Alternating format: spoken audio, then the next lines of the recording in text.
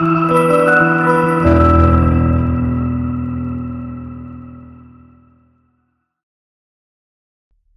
Friends, मैं हूं सत्येंद्र और स्वागत है हमारे इस चैनल के एक और नए वीडियो में।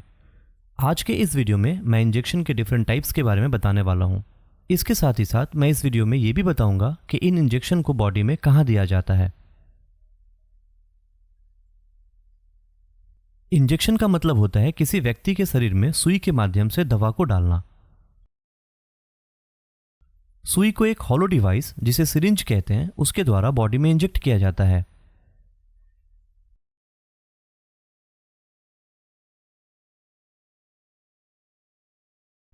इंजेक्शन कई टाइप्स के होते हैं, जैसे कि subcutaneous injection, intramuscular injection, intradermal injection, intravenous injection, depot injection, intraperitoneal injection, intra articular injection etcetera.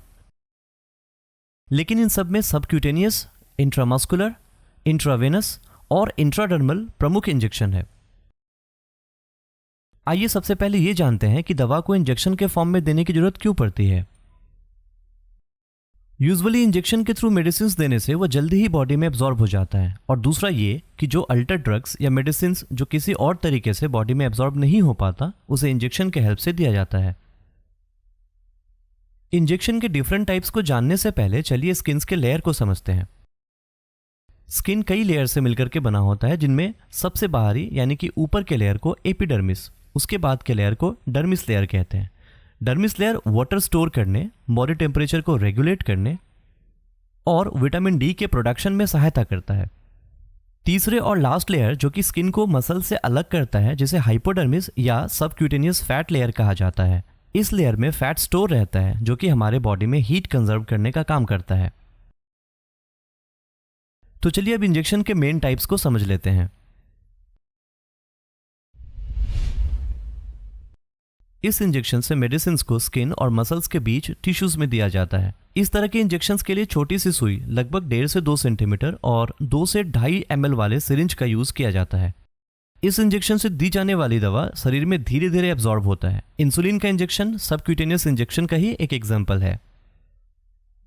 Subcutaneous injection को बॉडी में आर्म के ऊपरी एरिया में, थाई के बाहरी हिस्से में, पेट में नाभि के एरिया को छोड़कर और इसके अलावा बटक और हिप वाले हिस्से में लगाते हैं। इस तरह के इंजेक्शन को जनरली 45 डिग्री के एंगल पर लगाते हैं।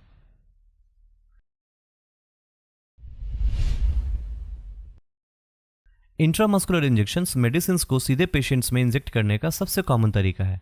इस तरह के इंजेक्शन के लिए बड़ी निडल्स ऑलमोस्टली 6 to 8 सेंटीमीटर और 5 से 10 ml वाली सिरिंज का यूज किया जाता है।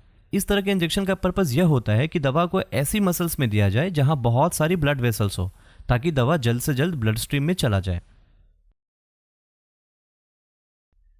इंट्रामस्कुलर इंजेक्शन मुख्यतः आर्म के डेल्टॉइड मसल्स, थाई के वेस्ट्रस लेटरालिस मसल्स में, हिप के वेंट्रोग्लूटियल मसल्स में और बटक के डॉर्सोग्लूटियल मसल्स में दिया जाता है। इंट्रामस्कुलर इंजेक्शन में निडल को लगभग 90 डिग्री के एंगल पर स्किन में इंसर्ट किया जाता है। हेपेटाइटिस, इन्फ्लुएंजा और टेटनस वैक्सीन को इंट्रामस्कुलर इंजेक्शंस के थ्रू ही डाला जाता है।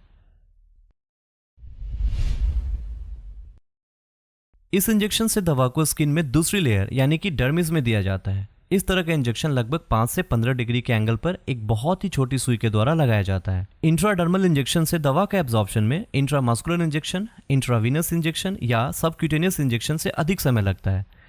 इसी कारण से कुछ दवा को इंट्राडर्मली दिया जाता है।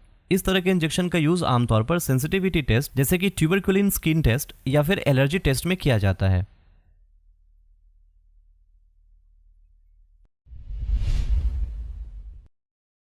इस तरह के इंजेक्शन को सीधे वेन या नस में लगाया जाता है, ताकि दवा सीधे ब्लड स्ट्रीम में सर्कुलेट हो सके और इसका जल्द असर हो।